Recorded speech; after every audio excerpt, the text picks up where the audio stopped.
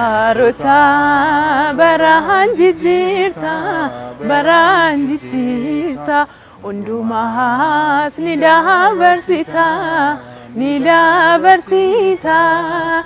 ulfadu moti motota Barota baranjijirta undumahas nidabarsita ulfadu moti motota harka fuunee daawwattootaaf kabajamtoota TV Sagalee Dhugaa biyya keessa biyya alaatti isin hordofaa kan jirtan baga Waaqayyoon bara Yohaannis irraa gara Maatewositti nagaan sin ceesise jecha qophii keenya addaa kan simbiraan gahaa jiru as mana kiristaanaa qulqulleettii haadha keenya Durboo Maariyaamii magaalaa Shaggar kutaa magaalaa Buraayyuutti argamurraati. qophii keenya jalqabaatiin akkaataa mana amantaa keenya baroota ittiin lakkooftu yookaan dhahabaraa fi gaafiloo biroo irratti waa'illi keenya Daaqon Tolaa Asfaa'u Marageetaa Zariin waliin taasisee daawwannee walitti deebina.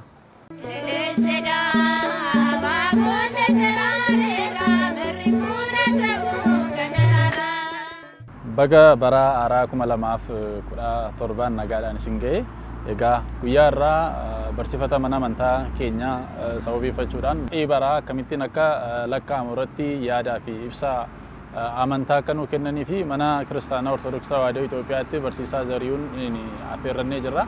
Hanga dhumaatti akka nu wajjin taatan sagantaa keenya akka daawwattan kabajaan isin affeerra. Tolee barsiisaa keenya egaa akka barsiisa mana amantaa Ortodoksii Tawaahidoo Itoophiyaatti bara jechuun maal jechuudha? Hunda dursee Waaqayyoon keenya nuuf eeyyamee akka baroota haaraa qabanyuudhaaf baroota baraatiin guyyaa guyyaatiin jijjiiree Waaqayyo sa'a kanaatiin kan nu ga'e maqaan isaa kan galatamuuf kan ulfaatanuuf haa ta'u. Bara jennee kan waamnu bakka lamatti qoonneetu ilaalla. Bara kakuu durii, bara dhiifamaa, bara jennee waamna jechuudha. Waaqayyo bara baraatiin ni jijjiira, guyyaa guyyaatiin ni jijjiira. Barri tokko darbee barri inni haaraa yommuu jalqabu bara haaraa jennee waamna jechuudha. Barri jijjiirame yommuu jennu kan nuuf kenname keessaati. Bara tokko hir'isne irraa jechuudha. Erga akkas ta'eeti gara Waaqayyootti dhiyaachuudhaaf hagamin hojjedhee maalimmoo son hojjetin nafe akkamitti immoo hojjedha jedhee dhalli namaa bara kanaadhaaf waan afur hawaasaa kan itti karoorfatudha jechuudha. Barri kun waggaa 100 ta'e, 1000 ta'e, 2014 ta'e, 17 ta'e inni lakkaa'uudhaaf marsaawwan torbatu jiru. Torban keessaati marsaa bara kan jennu isa tokkodha jechuudha. Waggaa tokko jennee kan waamnu aduudhaan guyyoota 365 keekroosii 15 kaali'iitii 6 jechuudha. Akka addeessaatti immoo waggaa tokko jennee kan waamnu guyyaa 354 jechuudha. Kana lakkoofneetu yommuu xumurru marsaa baraa jennee waamna kana jechuudha. Fulbaanni tokko marsaawwan ayyaanota kamaadhaaf waggootaadhaaf immoo bu'uuradha jechuudha. Fulbaana kana manni kiristaanaa keenya maaliif kabajji? Maaliidhaaf bara haaraa jettee waamti? Yommuu jennu lakkaawwiiwwan sadiitu jiru. Inni tokkoffaa addunyaan kan itti uumame bitootessa bu'uura yoo godhanne bitootessa ta'a. Akkasumas gooftaan keenya Yesuus Kiristoos gara haadha keenya qulqulleettii Dubaroo Maariyaamii keessa kan bule bu'uura kan godhate yoo ta'e barri keenya kan jijjiiramu bitootessa ta'a jechuudha. Akkasumas kan fannifame du'asaa bu'uura kan godhate yoo ta'e ji'a tokkoffaa jennee yookaan barri haaraa jennee kan waamnu bitootessa ta'a jechuudha. Ji'a 13ffaa jennee kan waamnu immoo Guraandhala ta'a jechuudha. Inni lammaffaa cuuphaa isaatiin xalayyaan garbummaa isa ciccite sana bu'uura kan godhannu yoo taane immoo amajjiin ji'a tokkoffaa ta'a, muddee immoo ji'a 13ffaa ta'a jechuudha. Lakkaawii Dimeexiroos yookaan immoo bara Yohaannis bu'uura kan godhate yoo ta'e immoo fulbaanni tokko bara haaraa jedhameetu qaammiin immoo 13ffaa ta'a jechuudha. Maaliidhaaf erga Kiristoos ta'etti Kiristoos erga dhaltee booda immoo bara araaraa kan jennee waamnu. Maafi muddee dhiisneetu fulbaana kabajna yoo jenne hayyoonni keenyi fakkeessanii nu barsiisu jechuudha. Ganna sana bara 5,500tti fakkeessine bara haaraa kana immoo bara lubbuun keenya boqonnaatti argate fakkeessuudhaan bara kana jijjiirraa jechuudha. Bara yommuu jijjiirru waggaa 5,500 gidiraa keessa akkamitti akka turre Kiristoos akkamitti akka nu fayyise amma immoo mootummaa isaa galuudhaaf immoo nama haaraa taane akka dhaabbannuu qabnu kan ittiin yaadannudha jechuudha. Nama samuufa sana abamsiisa. Nama haaraa Kiristoosiitiin immoo simadha jedhee qulqulluun Daawit akka dubbatu bara haaraatti Kiristoosittiin simachuudhaaf Kiristoos kan jaallatu hojjechuudhaaf kan itti qophoofnudha jechuudha. moggaasni baraa gaafa moggaafamu moggaasota arfantu jira. Isaanis wangeelaawwan arfaniin kan inni moggaafamu. Inni kun maaliif warreen wangeela barsiisanii yookaan immoo warreen mana kiristaanaa keenya yaadattu keessaa isaan arfan qofaan maaliif kan inni waamame. Dabalataanis immoo fakkeenya baroonni barri Maatiyos, Maarqos irra, barri Luqaas immoo Yohaannis irra barri wal caalu jiraayi milkii adda addaa qaba jettee manni kiristaanaa keenya baranii barsiisti. Mee hawaasni yaada adda addaa waan kaasaniif asirratti ibsanuu kenname. Waa'ee Dimeexiroos beekuunis barbaachisaa asirratti jechuudha. Dimeexiroos jechuun abbaan isaaf eessumni isaa sababa beelaatiin Damaasqoo, Armaasqoo kan jedhaman namoonni lama gara Mo'aabitti godaananii jedha. Armaasqoon abbaa Dimeexiroosidha. Armaasqoon immoo abbaa Li'ilti Wayinidha jechuudha. Inni kun osoo akkasitti jiraataniiti Damaasqoon gara biyya isaatti osoo hin deebiin achumatti boqotee jechuudha. Maatiin Dimeexiroos barri isaanii kiristaanonni baratti badan, Oromoonni immoo baratti guutan waan ta'eedhaaf firummaan lubbuu baduusaarra firummaan foonii baduusaa wayya jedhaniitu walii isaanii akkasaan fuudhan taasisan jechuudha. Haa ta'uuti wal qunnamtiitiin osoo waliin beekin waggaa 48 waliitiin jiraatan jechuudha. Waggaa 48 booda Phaaphaasii Iskindiriyaa isa 12ffaa ta'ee muudame. Maal hawwa ture? Du'aa ka'umsi gooftaa keenya Yesuus Kiristoos tulluun ejersaa yookaan Debre Zayit Hoosaayinaan guyyaa dilbataa, du'aa ka'umsi guyyaa dilbataa, akkasumas immoo Pharaaqliitoosiin guyyaa dilbataa osoo naaf ta'e, tsoomni Nanawee, tsoomni gooftaa keenya Yesuus Kiristoos, tsoomni duukaa bootaa guyyaa wiixataa, akkasumas immoo walga'iin dubootaa fi tsoomni fayyina osoo roobii naaf ta'e, kamisni immoo ol ba'iinsa gooftaa keenya osoo ta'e jedhee hawwa ture jechuudha. Ergamaan Waaqayyoo dhufee akka hawwitetti maaliif hafta? Maaliif subaa'een galtu jedheni. Akkamittiin gala yommuu jedhu halkan keessaatii guyyaa 23 guyyaa keessaa immoo 7 galii jedhe. Isa kana deebisiitti immoo subaa'eedhaan baay'isi jedhe. Subaa'ee jechuun torbee jechuudha. 23 baay'isuu 7 161 ta'a jechuudha. Deebisi 30 firii jedhe. Guyyoonni 30 waan ta'eedhaaf. 5 gaheetu 11 hafaa jechuudha. Ishee kana abaqtee jedhiinii jedhe. Abaqtee jechuun haftee baraa jechuudha. Isaadhaaf abaqtee isaadha. Nuuf immoo durii abaqtee keenyadha jechuudha. Dimeexiroosidha lakkoofsa kana kan jalqabe waan ta'eedhaaf isarraa qabnedha. Lakkoofsa inni foormulaa inni argateen nuti kan hirruu kan hojjennu jechuudha. 7 isa arganne sanas immoo 7 baay'isee 7 baay'isu 7 49 ta'a jechuudha. 30 firii jedhe. Tokko gaheetu 19 hafaa jechuudha. Haftittii kana immoo maxqi jedhii jedhe. Maxqi jechuun bilbila jechuudha. Bilbila jechuudha. Bilbilli mana kiristaanaa kan dawliin mana kiristaanaa yommuu rukutamu kiristaanonni amantoonni hundumtu akka walitti qabamu kunis ayyaanota tsoomota walitti qabuudhaaf kan nu fayyadudha jechuudha. Kan nu fayyadudha waan ta'eedhaaf. Isaadhaaf maxqi isaan nuuf immoo durii maxqii keenyadha jechuudha. Kanaafuu akkasitti argate tsoomota ayyaanota wangeelaawwata kana akkatti argannu argate jechuudha. Kanaadhaafis akkamitti arganna foormulaa kana yommuu jennu dura bara beekuun nu barbaachisaa jechuudha. Akka aduutti bara 2017dha. Akka addeessaatti immoo 2077 ji'a 10 guyyaa 22dha jechuudha. Dhaloota Kiristoos dura kan ture immoo bara dheekkamsaa bara abaarsaa kan jennu immoo aduudhaan 5,500dha. Addeessaatiin immoo 5,668 ji'a 10 guyyaa 9dha jechuudha. Walitti yommuu idaan immoo bara addunyaa jechuun aduudhaan 7,517 ta'a jechuudha. Addeessaatiin immoo 7,700 waggaa 46 ji'a 9 guyyaa tokko ta'a. Aga isaan kana wangeelli Maatiyoosidha, Maarqoosidha, Luqaasidha, Yohaannisidha jechuudhaaf foormulaa Dimeexiroos argateetiin maal jedhe? Bara addunyaa afuriidhaaf hirii jedhe. Afuriidhaaf maaliif irra? Wangeelaawwan arfandha waan ta'eedhaaf jechuudha. Gaheen ga'u suni fulbaanii tokko yoom oole kan jedhu nu argamsiisa. Hafteen isaa immoo wangeelaawwiin eenyudha akka ta'e nu beeksisa jechuudha. Tokko yoo ta'e Maatiyoosidha jechuudha. Lama yoo ta'e Maarqoosidha jechuudha. Sadi yoo ta'e Luqaasidha jechuudha. Walqixa yoo isaan ga'e immoo Yohaannisidha jechuudha. Herrega kanaatiin. Kun gara fuulduraattis gara kakuu moofaattis gara kakuu haaraattis hin deemaa jechuudha. Akka mana kiristaanaa keenyaatti barri kamiyyuu walqixa. Bara jechuun sidha. Ati gaarii yoo taate barri maal ta'a? Gaarii ta'a. Ati hamaa yoo taate immoo barri maal ta'a? Hamaa ta'a jechuudha. Kanaafiyyuu barri gaariidha. Hamaadha jechuudha. Unuudha jechuudha. Nuti gaarii yoo taane uffata haareffachuu qofa otoo hin taane laphee keenya yoo haareffanne barri haaraa ta'a, gammachuu ta'a, jaalala ta'a jechuudha. Kanumaan wal qabatee keessumaa wangeelaawwata arfan kanaan wal qabatee Yohaannis abboonnis gaafa barsiisanii faaruu warabii mana kiristaanaa keenya keessattis gaafa ka'u dursaa waggaa haaraati Risaa Yahudaa ምህረት jennee kan faarfannu jechuudha. Waggaa waggaadhaanis ayyaanni isaa ni kabajama. Bara haaraa kanaan gaafa dhufu waa'ee Yohaannis sirriitti lallabamaa sirriitti ka'a. Mee sababni kun maali? Gaaffii gaariidha. Yohaannis jennee kan waamnu Yohaannis arfan keessaati yookaan abbaa wangeelaa miti inni kun. Yohaannis cuuphaadha. Yohaannis cuuphaan Risaa Yahudaa ምህረት Yohaannis jedhamee waamama jechuudha. Sababni isaa maalidhaafidha? Bara fulbaana tokko irratti kan jijjiiru tokkoffaa lakkaawii Dimeexiroositiin enneera. Lammaffaa immoo ilata Yohaannis jedhamte jechuudha. Guyyaa Yohaannis jedhamte jechuudha. Guyyaa Yohaannis jechuun Yohaannis maal jedhee barsiisaa ture? Mootummaan Waaqayyoo dhiyaatteetti. Gaabbii galaa jedhee barsiisaa ture jechuudha. Jedhee gaabbii barsiisaa ture. Ganna sana Yohaannis bara barsiisu sanatti bara 5,000tti fakkeessine Yohaannis sun immoo sana booda immoo maal jedhe? Kunoo maaltu? Cubbuu namaadhaaf kan dhabamsiisu hoolaan gaarii kunoodha jedhee agarsiisee maal godhe? Inni mana hidhaatti galee jechuudha. Inni mana hidhaatti kan galee egaa qaammee sadiidha kan inni qabame mana hidhaa keessa tureetu waadaan fulbaana tokko kennameefiitu fulbaana lama immoo mormi isaa citeetu Kiristoos kana booda inni tajaajilli isaa ga'eetu bara haaraa jennamitti Kiristoos haaraatti nuuf kenneera jechuudha. Barri inni sun darbee jechuudha. Kakuu moofaa inni barsiisaa ture. Kakuu durii sirna durii barsiisaa kan ture darbeetu sirna haaraa kan barsiisu Kiristoos bakka buusaadhaa kanatti kan fakkeessinudha jechuudha. Mana kiristaanaa keenya keessatti lakkoofsi qaammee bara tokko 5 oola. Dhumee immoo waggaa arfaffaa irratti yookaan immoo bara Yohaannisitti immoo 6 oola.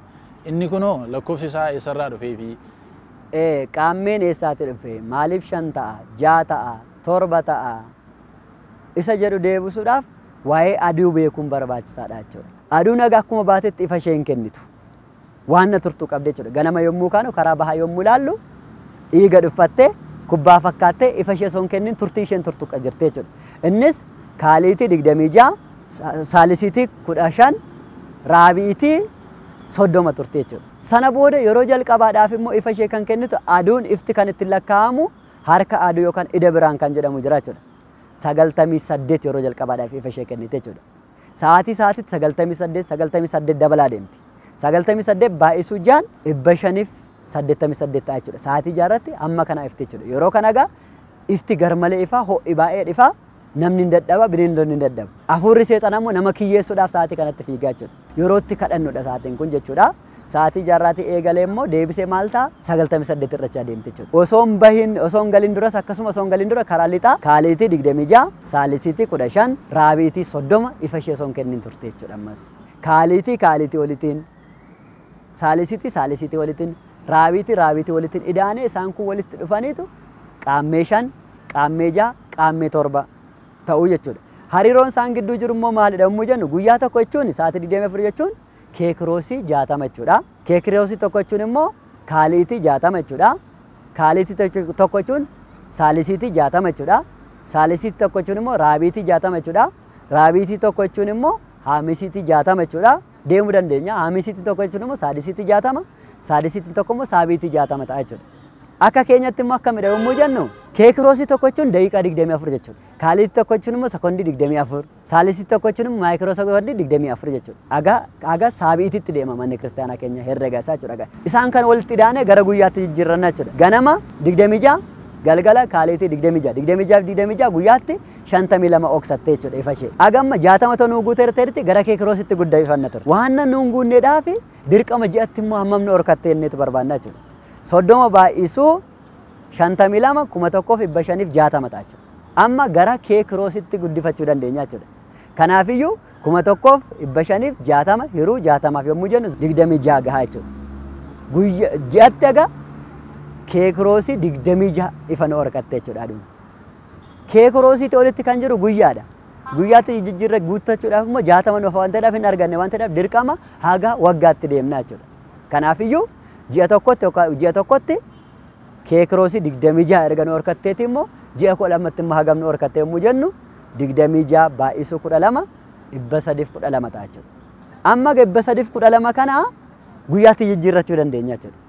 312 hiruu 60maaf jenna jechuudha guyyaatti jijjiirrachuudhaaf. Yommuu hirrooga haftee san kaawwanna ga desimaalitti hin fayyadamu. haftee isaan kaawwanna kanaaf 300 sana fudhannaa jechuudha 300 hiruu jaadhaaf hiruu jaatamaaf yommuu jennu 00 tindiiti 30 hiruu jaaf jechuun 5 jechuudha qaammeen 5 asitti argamte qaammeen 5 bakka kanaatti argamte jechuudha aduun isheen ganamaaf galgala dhiiga dhuffattee ifa ishee son kennin turtu sun walitti qabamteetu qaammee 5 guyyaa 5 bultii 5 nuu kennite jechuudha 12 sun immoo keekiroosii waan ta'eedhaaf hin tursanna isa kana jechuudha hin tursan amma maaltu nu hafe ganama 15 galgala 15 saalisiitti ishee turte sana yommuu walitti daanu guyyaatti 30 taate jechuudha kanaafiyyuu saalisiitti olitti kan jiru kaaliitiidha kaaliitiitti jijjiirrachuudhaaf hin guunne waan ta'eedhaaf ji'atti immoo hammam nu horkatteenna jechuudha 30 baay'isu 30 900 ta'a jechuudha ji'atti saalisiitti 900 ifa isheen horkattee jechuudha kaaliitiitti yommuu jijjiirru 900 yeroo 60 15 nu ta'a jechuudha aduun ifa ishee otoo hin horkatiin saalisiitti irraatti kan arganne immoo ji'atti meeqa ta'e jechuudha kaaliitii 15 ta'e jechuudha waggaatti immoo hagamni horkateen jechuudha 15 baay'isu 12 180 ta'a jechuudha 180 kun kaaliitii waan ta'eedhaaf gara keekiroositti guddifan 60 irraa jechuudha 3 taate jechuudha waggaatti saalisiitti irraa kan arganne immoo meeqa ta'e jechuudha keekiroosii 3 dha jechuudha 312 irratti kan nu hafte sana immoo walitti daanu 12 da'u 3 15 taate jechuudha guyyaa tokko jechuun aduudhaan guyyaa 365 keekiroosii 15 kan jenne jalqaba irratti ishee kanadha jechuudha keekiroosiin kun egaa walitti qabamti waggaa tokkotti guyyaa 365 keekiroosii 15 waggaa lammaffaasaatti 30 nuu taate isheen kun jechuudha waggaa sadaffaatti 45 taate waggaa arfaffaatti 60 nuu taate keekiroosii 60 jechuun immoo guyyaa tokkodha jechuudha waggaa afuritti meeqa taate jechuudha isheen kun guyyaa tokko nuu taate jechuudha guyyaa tokko taate jechuudha egra yohannis miilla yohannis sagra yohannis jedhamte waamti miilla yohannis jechuudha guyyaa tokko achi butti isheen kun guyyaa tokko hundumaa achi butte jechuudha waggaa afuritti arganna egaa amma kan nu hafe raabitii 30 ganama raabitii 30 galgala isatti irra sanadha jechuudha 30 fi 30 60 ta'a jechuudha raabitii 60 jechuun immoo saalisiitii tokkodha jechuudha guyyaatti saalisiitii tokko ifa isheen horkatte guyyaa 30tti immoo meeqa nu horkatte jechuudha 30 nu horkatte jechuudha saalisiitii kanaafiyyuu guyyaatti ji'a tokkotti 30 yoo nu horkatte saalisiitee jechuudha 30 yoo nu horkatte waggaatti immoo hagam nu horkatte jenna jechuudha kanaafiyyuu waggaan tokko ji'a 12 waan ta'eedhaaf 12 baay'isuun 30 360 saalisiitii ta'a jechuudha gara kaalisiitti yuunitii isa guddaatti jijjiiruuf immoo 60 irra waan ta'eedhaaf 0 tiin baddi 36 hiruu 6 ta'a jechuudha waggaatti agaa kaaliitii 6 nu horkatte jechuudha waggaa tokko jechuun guyyaa 365 keekiroosii 15 kaaliitii 6 kan jenne isa kanadha jechuudha kaaliitiin kun agaa keekiroositti ol guddisne keekiroosiin kun immoo guyyaatti ol guddachuu qaba mitire kanaafiyyuu waggaatti kaaliitii 6 nu horkatteetti waggaa 10tti immoo 10 baay'isu 6 60 jechuudha kaaliitii 60 jechuun immoo keekiroosii tokkodha jechuudha waggaa 10tti keekiroosii tokko waggaa 20tti keekiroosii 2 ol yoo guddisne waggaa 100tti immoo keekiroosii 10 waggaa 200tti keekiroosii 20 waggaa 300tti keekiroosii 30 waggaa 400tti keekiroosii 40 waggaa 500tti keekiroosii 50 waggaa 600tti keekiroosii 60 ta'a jechuudha keekiroosii 60 jechuun immoo guyyaa tokkodha jechuudha waggaa 600tti immoo qaammeen keenya meeqa ta'a 7 ta'a jechuudha yeroo kana aqad kan jedhamu urjiin guddaan hin ba'a jedha ግርዶሽ yookaan immoo የፀሐይ ግርዶሽ yookaan immoo haguuginsi aduu hin ta'a jedha yeroo sana hin ta'a jedha waggaa 700tti yeroo tokko ta'a jechuudha qaammeen 5 ta'a 6 ta'a 7 ta'a jechuudha asirratti kan hubachuu qabnu qaammeen 6 yommuu ta'u dhaloonni gooftaa keenya Yesuus Kiristoos immoo 28 kabanya jechuudha yommuu inni immoo qaammeen keenya 7 ta'u immoo 27 kabanya jechuudha asirratti gaaffii yeroo hundumaa gaaffiin gaafatamu maaliidhaafidha cuuphaa guyyaa masa kabanya ayyaanota kana guyyaa isa kabanya dhaloota gooftaa maaliidhaaf guyyaa tokko as bunnee kabanya yommuu jennu qaammeen 5 guyyaa ooleen gadhiisu dhaloonni gooftaa keenya Yesuus Kiristoos ta'usaakii jedha yookaan guyyaa qaammee 5tti qaammeewwan arfaniitiin urjiileen arfan hirmaatanii 91 bulchu qaammee 5tiin garuu eenyuyyuu isheen bulchu guyyittiin kun ilata miriyaan guyyaa filatamte ilata madaanit guyyaa qorichaa ilata sanbat guyyaa boqonnaa jedhamti guyyaa isheen oolte dhaloota gooftaa keenya Yesuus Kiristoos oolaa jechuudha fakkeenyaadhaaf barana yookaan bara 2016 qaammeen shammarra oola kibxatarra oola jechuudha. Kanaaf dhaloonni gooftaa keenya Yesuus Kiristoos osuma lakkaa'in meeqarra oola kibxatarra oola jechuudha. Yeroo hundumaayyuu qaammeen shan kan oole sana hin gadhiisu jechuudha. Qaammeen kun egaa tokkoffaa dhufaatii waaqayyootiin kan itti yaadannudha. Lammata irratti gabaabduudha kun waan ta'eedhaaf umurii keenya kan itti yaadannudha. Maal jedha? Nama jechuun margadha jedha. Faarsaa Daawit 103 irratti margadha. Margi lalaasaa hin daraaraa hin harca'a. Fulbaana irratti hin argina sana booda hin jiru. Akkasumas immoo raajii Isaayyaas 46:8 dhugumatti dhalli namaa margadha jedha. Margadha. Qilleensi qilleensa'ee hin gogee hin harca'e. Akkuma harca'u kana dhalli namaas akkuma kanadha. Kanaafiyyuu bara du'a keenya baratti yaadannudha jechuudha. Guyyittiin kun guyyaa kabajamtedha. Waaqayyoo ni dhufa innee dhufaatii isaa yerootti yaadannudha. Labsiin labsamu hundumtuu keessumaatti waa'ee dhufaatii waaqayyoodha. Amma keessumaatti qaammee sadii taabonni ba'aa bakka adda addaatti kabaja guddaa Ruufaa'el jennee kabajna. Maaliif akka kabajnu garuu hin beeknu. Guyyichi adda jennee bishaan rooba roobu sana qeenfannee keenya. Roobni fakkeenya Kiristoosidha. Dhufaatii waaqayyoo yerootti yaadannu guyyaan sun immoo samiin hin banama jedha. Addunyaan kun darbuu isaa yerootti yaadannudha jechuudha. Lallabni guyyaa sana lallabamu lallabni keessumaatti misbaa kennee kan waamnu እግዚአብሔር ሰጋዴ መጽ waaqayyo dhifa bayeen dhufa hin callisu ibiddis fuuldura isaatti ni boba'a kan jedhudha jechuudha. Kana yerootti yaadannu jechuudha. Ibiddi ni boba'a jechuun isin eebbifamtoonni warra gaabbii galanii qophaa'aniidhaaf koottaa mootummaa koo gala. Ibidda kan jedhama jechuudha. Warreen gaabbiin galee warreen qophoofneef isin abaaramtoonni narraa deema jedhee kan dubbatu sanadha jechuudha. Kanaafis qaammee gabaabduu kana keessatti umurii gabaabduu kana keessatti maal jennarree waaqayyootiin yerootti yaadannudha jechuudha. Lammata immoo barri kun osoo waaqayyoon beekin gaariin hojjeteen dabarsine yoo ta'u amma immoo bara kana naaf eebbisi waan gaarii akka hojjennu taa'enne subaa'ee kan itti qabannu jechuudha. Keessumaatti guyyaa kana gahe fulbaana tokko namoonni adda addaa qalma adda addaa qalanii waan adda addaa hojjetanii mana isaaniitti dabarsu. Mana keenyatti akka dabarsinu miti kan nuuf eeyyamamu jechuudha. Tokkoffaa guyyaa kana akka mana kiristaanaa keenyatti labsiin labsama. Labsiin labsamu kun waggaa guutuu taateewwan ta'an ayyaanota jiran hayyoota abushaariitiin yookaan immoo abushaarii kan dhibee yoo dhibe immoo baara hasaab yookaan immoo lakkoofsa baraa dhahaa baraa kan jennu kanaatiin galaana lakkoofsaas hin jedha.